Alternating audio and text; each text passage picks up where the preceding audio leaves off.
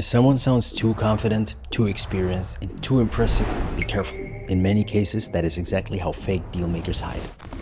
In this video, you will get 3 exclusive things. I will give you our personal checklist of the 7 core red flags that will help you spot fake dealmakers, weak local trade partners, or incompetent business operators in Ukraine and other foreign markets. We've put it together for you based on our almost 14 years of experience in international commercial relations. Second, you will get a real-life case study that happened in our company just last year. Then, 2 bonus signals most people miss. And at the end, I will share the single most important rule that protects your time and money in any serious commercial negotiation. Listen carefully to each step and then download for free our 4-step fake dealmaker detection framework under this video. That includes 20 concrete questions that you can ask any of your counterparty that you're just getting started with in a foreign market before stepping into serious commercial relations. My name is Mark Gatsky and I'm the managing director at Gatsky Ltd. Since 2012, we've been building and managing international trade flows of physical industrial products as well as professional business services between Ukraine and over 25 countries across the world. Today we're in Dnipro, Ukraine again. We have some serious business coming up in the next few weeks, so stay tuned for interesting stories and case studies.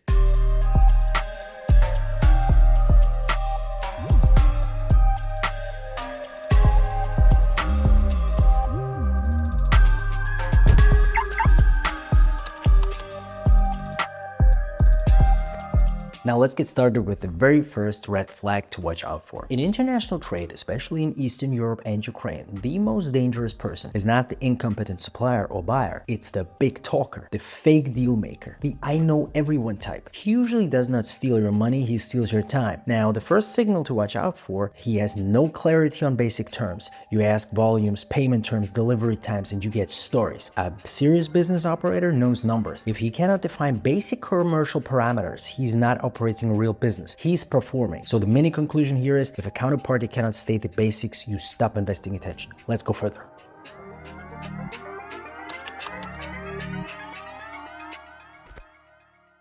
The second signal, he does everything. He builds factories, exports grain, trades oil, finances real estate, owns logistics, and consults governments, all at the same time. Example test. Ask one question. Give me one specific recent transaction with details. Suddenly, confusion. Facts get mixed. Timelines don't match. You immediately understand real business operators describe deals precisely. They give details and share insights. Fakes describe lifestyles.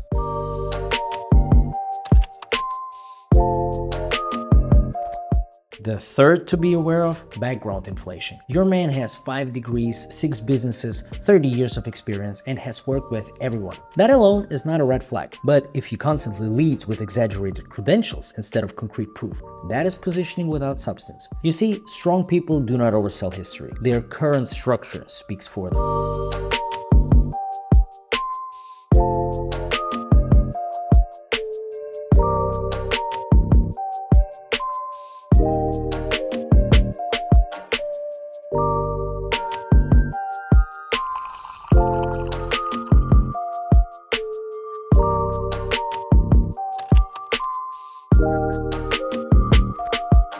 Number 4 is my favorite. Basic industry mistakes. They mention a port that does not exist. They reference regulations incorrectly. They confuse logistics routes, don't know Incoterms, or better yet, a payment method. Let me give you a recent example we encountered just about a month ago. Naming a port in a landlocked city.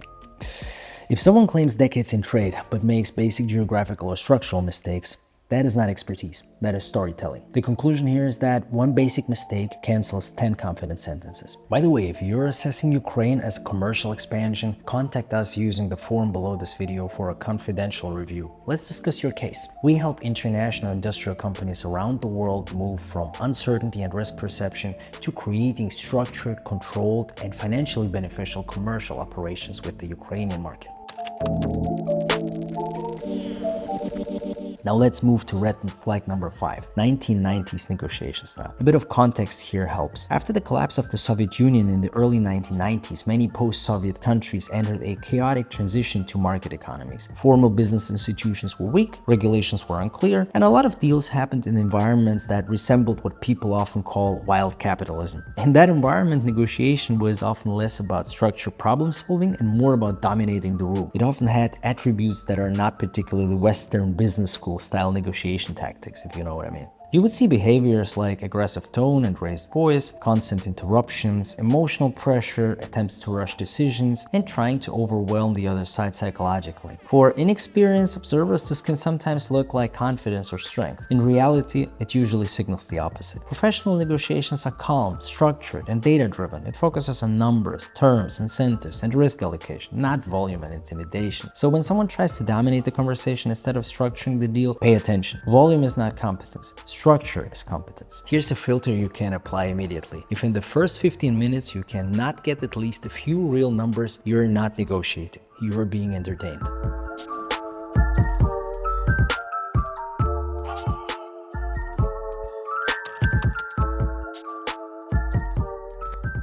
Sixth red flag, instant multi-million-dollar deals. Within 10 minutes, you sometimes hear, I can move 5 million euros immediately. I can ship thousands of tons next week. I have buyers everywhere. Real deals require due diligence, documentation, risk checks, structure. These types of deal makers like to set you tight deadlines and want fast answers to very serious questions. Transnational B2B deals are no emotional $50 bottle of wine purchases. If someone is ready to close massive transactions instantly without verification, he's either reckless or fake. Both are dangerous. So remember, speed without verification is a red flag, not a benefit.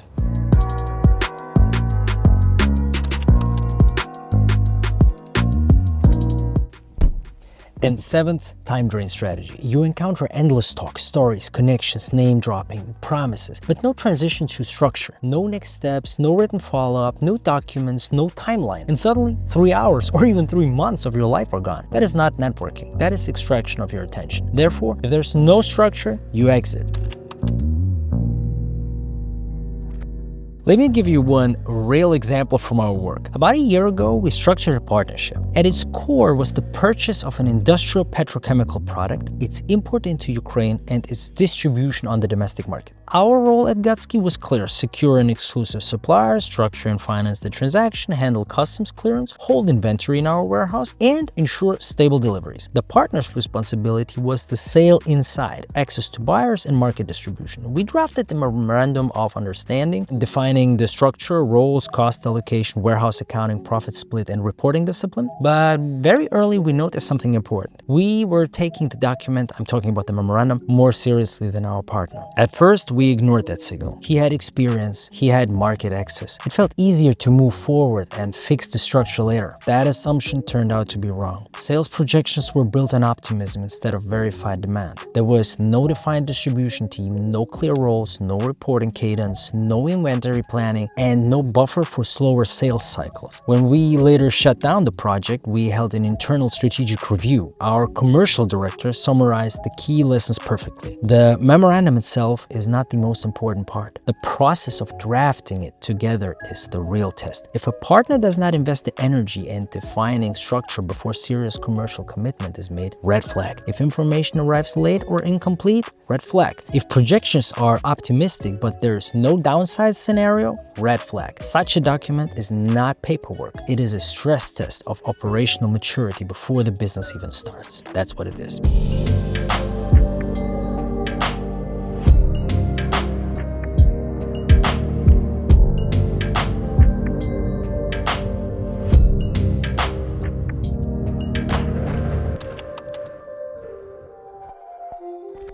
As promised, here comes bonus signal number 1, emotional swearing and oaths. If you hear I swear, trust me, I guarantee, be careful. Professional environments run on contracts, not emotional insurance. So when someone replaces structure with emotional promises, you have your answer. Contracts over emotions, always.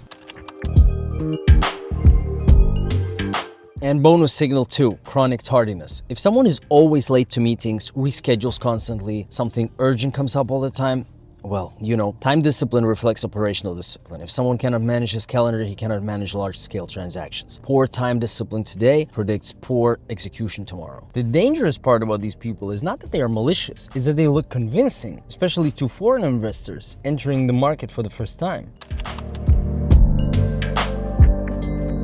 So equipped with the information in today's video, you can now detect unreliable local partners, fake deal makers, and unprofessional business operators fast. You identify such behavior by looking out for the following things: no clarity on basic terms, I do everything approach, inflated background instead of proof, basic industry mistakes, aggressive 1990s style, instant multi-million claims, time drain with no structure, plus emotional oaths and chronic tardiness. And if your company is evaluating Ukraine and you want to avoid wasting months on the wrong intermediaries, use the form below this video to request a confidential case review with us. We will analyze your intended structure, partner setup, and execution model, and we will show you how to reduce operational and counterparty risk while positioning your project for sustainable financial upside. If you found this information useful, it would be very helpful for a like and subscription. Thanks for being with us. See you in the next video.